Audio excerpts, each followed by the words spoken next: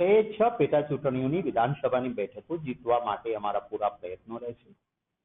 ગુજરાતની જનતાને સલામ કરીશું. એક ગુજરાતી તરીકે ગૌરવભેર દિલ્હીની પ્રેસ કોન્ફરન્સોમાં હું કહેતો આવ્યો છું કે ગુજરાત જે છે એમાં કદાચ થોડા ઘણા 1-2% આમ તેમ થયા હોય, દરેક સમાજમાં હોય, પણ આજે પણ ગુજરાતીઓનું એક ડીએનએ વૈષ્ણવજન તો તેને રે કહીએ પીડ પરાઈ જાણે રે. આ ગુજરાતીઓ સાચા અર્થમાં ખોટા માણસોને ટેકો નથી આપતા. આપે જોયું હશે કે માનની અહેમદભાઈની ચૂંટણી વખતે 2017માં 17 ધારાસભ્યોએ પક્ષ પલટો કર્યો હતો અને 17 માંથી ગુજરાતની જનતાએ 15 ને હરાવી દીધા હતા. એમાંના કેટલાક બહુ સારા નેતાઓ હતા, પણ પક્ષ પલટો કર્યો, સોદાબાજી કરી, વિચારધારા બદલી, એને મારા ગુજરાતીઓએ ક્યારેય નથી સ્વીકાર્યા. સલામ કરીશ મારા કાર્યકર્તા મિત્રોને પણ કે નેતા સાથે લાગણીથી જોડાયેલા હોય, પણ નેતા પક્ષ પલટો કરે, કાર્યકર્તા સોદો નથી કરતો, વેચાતો નથી, જતો નથી, વિચારધારાને વળગી રહે છે. આ અમારી મૂડી છે અને હું એ મૂડી અને ગુજરાતીઓની તાસીરના આધાર પર કહું છું કે 6 વિધાનસભાની બેઠકો પર અમારા ઉમેદવારોને ગુજરાતની જનતાના પ્રેમ, આશીર્વાદ અને સમર્થન મળશે, એ વિજેતા થશે. મેં લાઈવ પ્રેસ કોન્ફરન્સ જોઈ છે અને એમાં ઇલેક્શન કમિશનની પ્રેસ કોન્ફરન્સમાં એવું કહેવાયું કે 26 વિધાનસભાઓ દેશમાં ખાલી પડી છે અને અમે 26ની પેટા ચૂંટણીઓ સંસદની સાથે જ કરી દેવાના છીએ. આવું મેં પ્રેસ કોન્ફરન્સમાં સાંભળ્યું છે અને જો મેં સાંભળેલું સાચું હોય તો પછી કોઈ પણ પેટા ચૂંટણી બાકી રહી હોય એવું માનવાને કારણ થતું.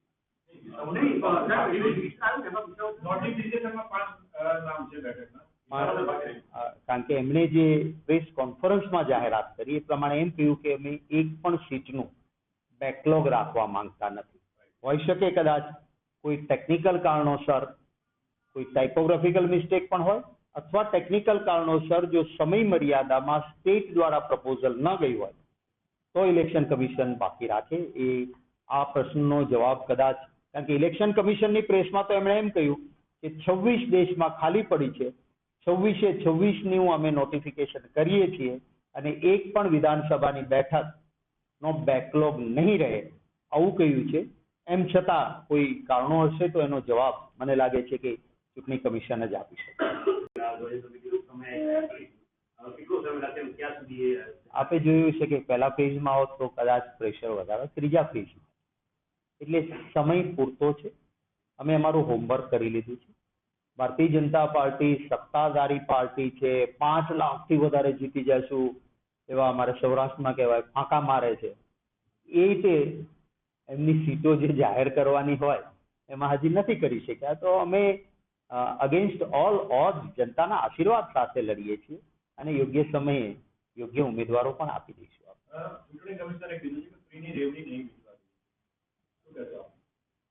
આશા રાખું છું. ચૂંટણી કમિશન ઉપર બહુ મોટી જવાબદારીઓ છે.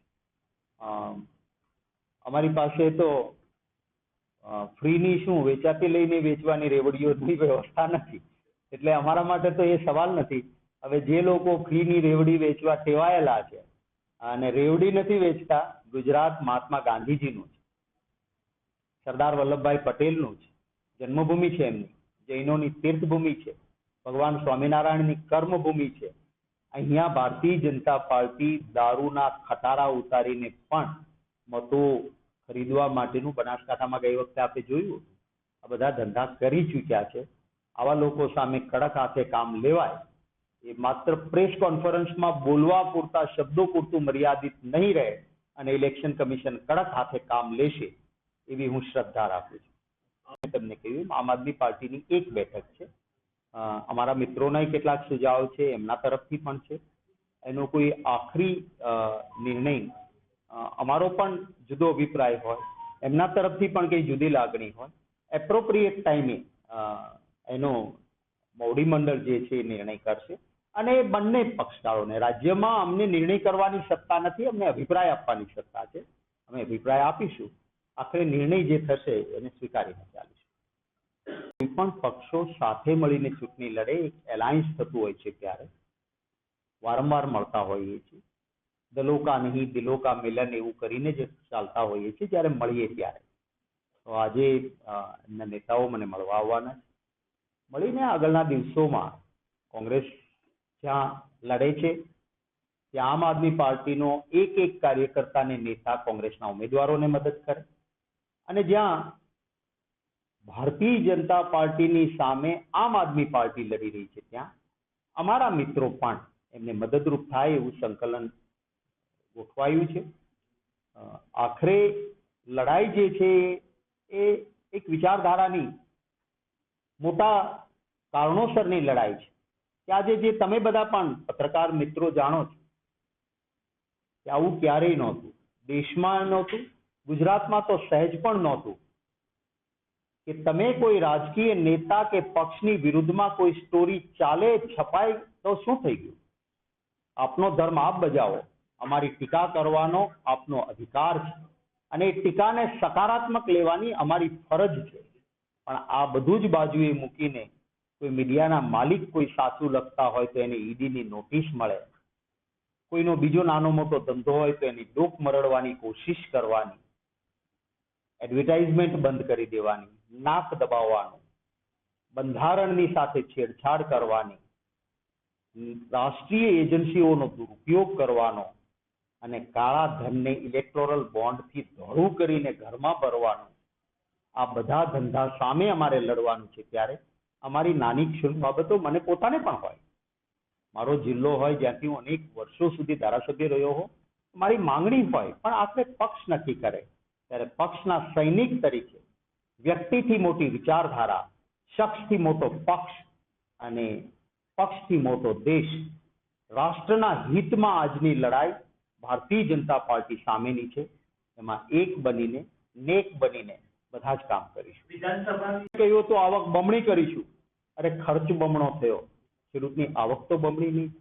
કાળું ધન પાછું લાવીશું ને 15-15 લાખ એકાઉન્ટમાં નાખીશું. આવ્યા કોઈના એકાઉન્ટમાં? ઉલટું કાળું ધન તો બહાર વધી ગયું. પેટ્રોલ અને ડીઝલ સસ્તું કરી દઈશું. એ ડબલ થયું કોંગ્રેસના શાસન કરતા. 415 નો ગેસનો બાટલો હતો ત્યારે આંદોલન કરનારા લોકોના શાસનમાં 1100 રૂપિયા સુધી ગેસનો બાટલો પહોંચ્યો.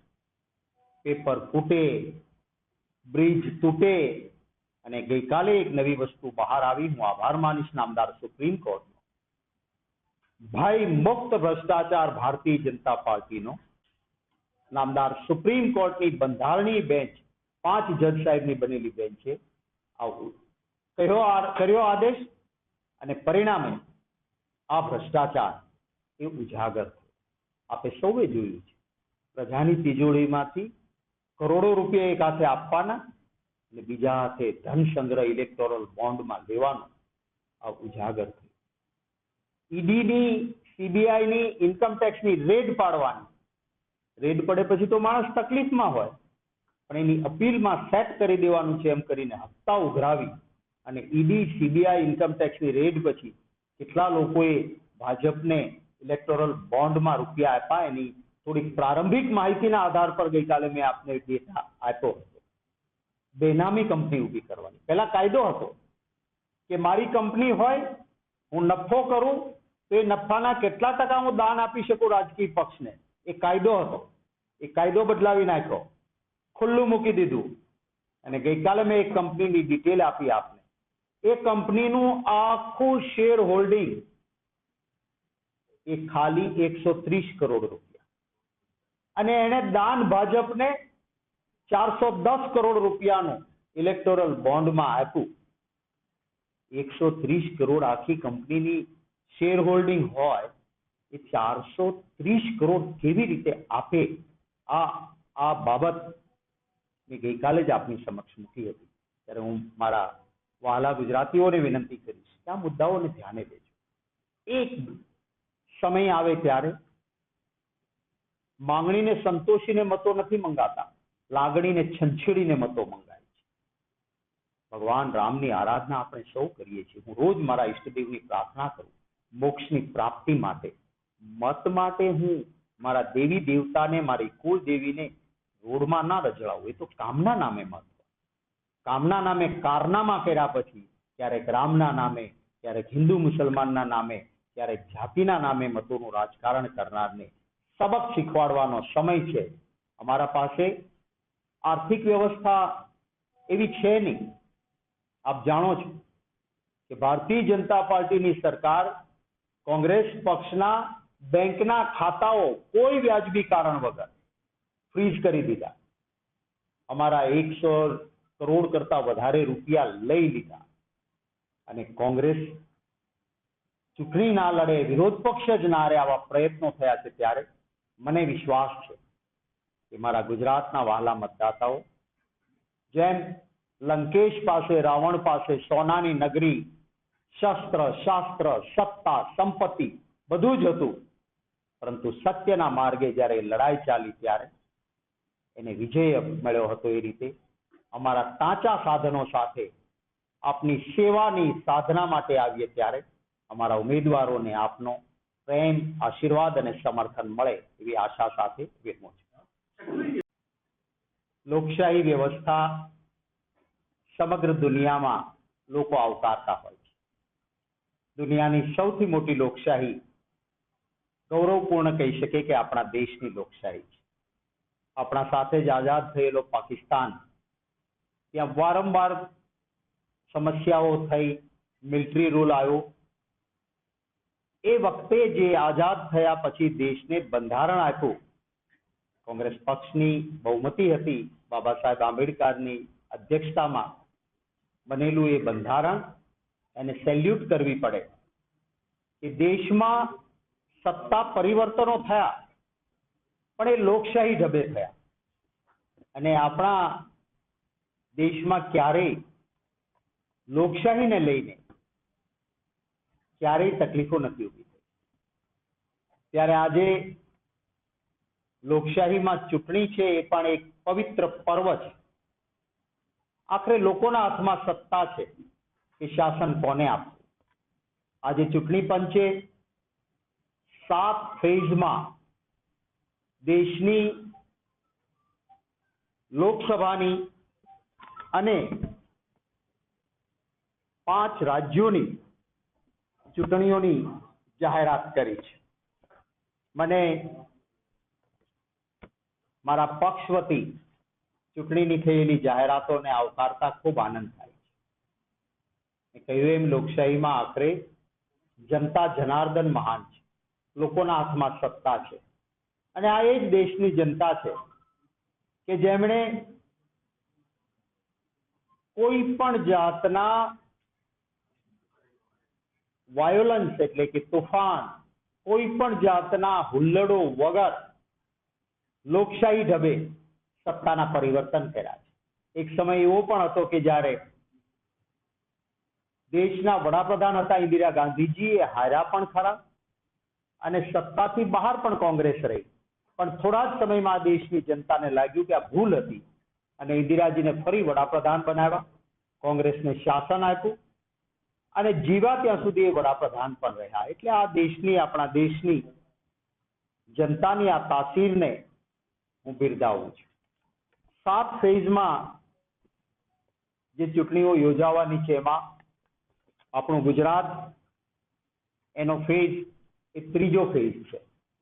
અને 3જા ફેઝમાં જ્યારે ગુજરાતની ચૂંટણીઓ છે એમાં નોટિફિકેશન જે છે એ 16 માર્ચે આવશે. 12 એપ્રિલે ગેઝેટમાં નોટિફિકેશન પ્રસિદ્ધ થશે.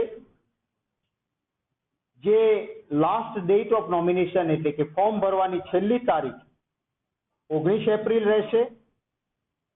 ચકાસણી 20 એપ્રિલે થશે. પાછા ખેંચવાની તારીખ છે 22 એપ્રિલ રહેશે અને 7 મે ના દિવસે મતદાનનો દિવસ રહેશે અને 4 જૂને સમગ્ર દેશની સાથે મતગણતરી થવાની છે. અમે અમારી તૈયારીઓ કરી છે.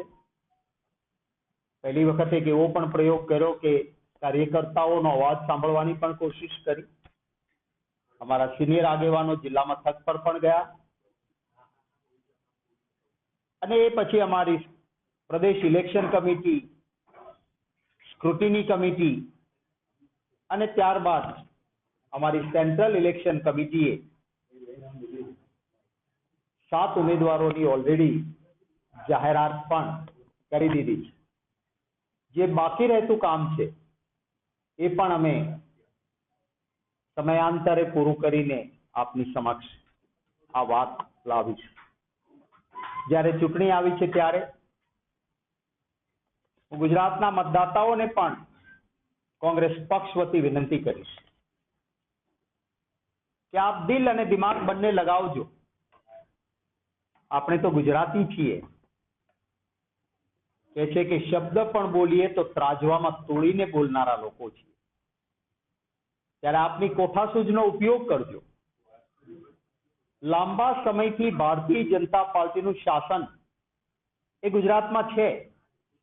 આપના ત્રાજવામાં મૂકજો તો ખરા કે આપણે ગુજરાતી તરીકે ક્યાં નફો કર્યો છે ને ક્યાં નુકસાન કર્યું છે. હું પણ સત્તામાં ગુજરાતની જનતાના આશીર્વાદથી મારા પક્ષની સરકાર હતી, મિનિસ્ટર રહ્યો. 92માં જ્યારે અમારા કોંગ્રેસ પક્ષની સરકાર હતી ત્યારે આખા દેશમાં કાગળ ઉપરના એમઓયુ નહીં, સાચું મૂડીરોકાણ સૌથી વધારે કોઈ એક રાજ્યમાં આવ્યું, મુંબઈ કે મહારાષ્ટ્રને ટક્કર મારીને નંબર 1 પર, તો આપણું ગુજરાત આવ્યું. એશિયાની સૌથી 2 મોટી રિફાઇનરી, એકબીજા સાથે સ્પર્ધા કરતી કંપનીઓ એસઆર અને રિલાયન્સ, એની રિફાઇનરીઓ જામનગરમાં. આપણે કહ્યું કે 50 જિલ્લાને સ્થાન આપો તો જામનગરમાં આવ્યું. જનરલ મોટર્સનું કારખાનું પંચમહાલમાં આવ્યું. વડોદરાથી લઈને આખો ઇન્ડસ્ટ્રીયલ કોરિડોર થયો. અને જે વાત કરી હતી એમાં મારો આમ ગુજરાતી મધ્યમ વર્ગનો ગુજરાતી, મારો ગરીબ ગુજરાતી ભાઈ, એના કલ્યાણ માટે કામ થયું. મુઠ્ઠીભર ઉદ્યોગપતિ માલામાલ થાય અને આમ ગુજરાતી નુકસાનીમાં જાય એવું નહોતું કર્યું. મારા વાળા ગુજરાતીઓને વિનંતી કરીશ કે આપ થોડું દિલથી વિચારજો. આ જે ગેરંટીની જે વાતો કરે છે એમણે 2014માં 2019માં જે ગેરંટીઓ ગુજરાતને આપી હતી એ ગેરંટીઓમાંથી આપણને શું મળ્યું? શું કહ્યું હતું? 2 કરોડ નોકરીઓ ખોલીશું. હતી એની નોકરીઓ ઓછી થઈ ગઈ. આજે યુવાન બેરોજગાર છે.